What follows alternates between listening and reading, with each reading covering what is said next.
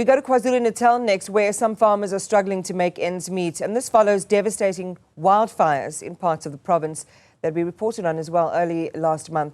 These catastrophic fires resulted in the loss of 14 lives. It also displaced hundreds of people. The damage incurred is currently estimated at around 62 million rand. Newzroom Afrika's Nobuhle Modise joins us live now from Camperdown in KwaZulu-Natal. And this is where the Deputy Agriculture Minister, Nobuhle Modise, will be engaging with farmers. Nobuhle, good morning to you. This is a morning where these affected farmers would be looking with great hope and expectation to provincial officials to alleviate their situation. A number of them, their lives and livelihoods, of course, at risk by these fires, at risk now by the aftermath of these wildfires.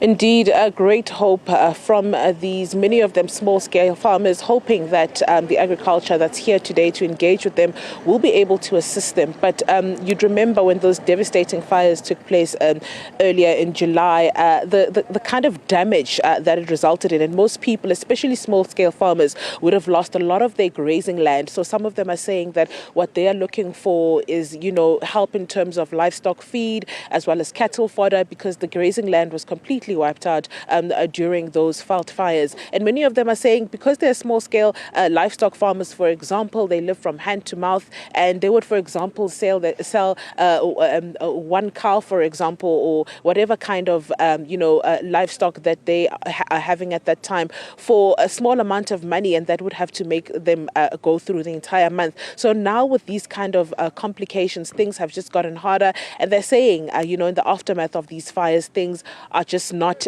getting any better. I do have with me Leanne Warren, who is a livestock small-scale farmer as well. And let's maybe speak to her about the kind of damage you suffered, Leanne. Hello. Hello, everyone. We have. Unfortunately, our staff have had to be put off. Our animals, we're battling to find feed for them.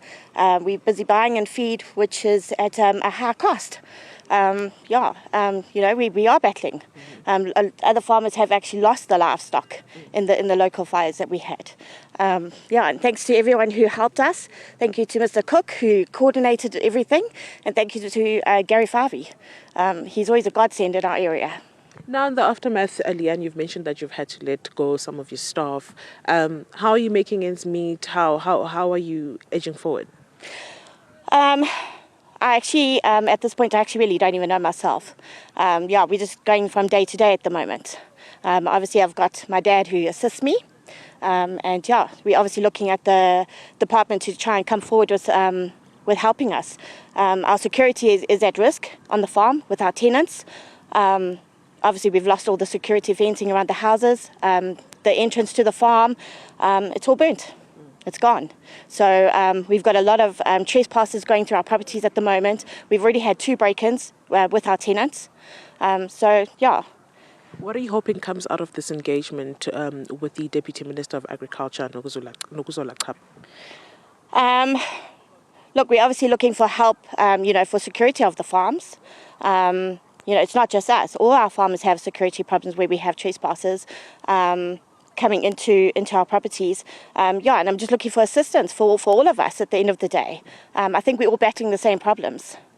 Thank you very much, Leanne. That is Leanne Warren, and she's a small-scale livestock farmer just speaking to us on the aftermath of those fires. We do know that the Deputy Agriculture Minister will also be joined by the MEC of Agriculture in the province, Umamthembeni Gamatlo Pamtetwa, and they will be having that engagement with many of the farmers here who are, like you heard Leanne said, are looking for any sort of help from the government at this point. Nobuhle Modise, thank you very much for bringing us up to speed on developments there in KwaZulu-Natal. She's in Camperdown talking to affected farmers in the aftermath of those wildfires.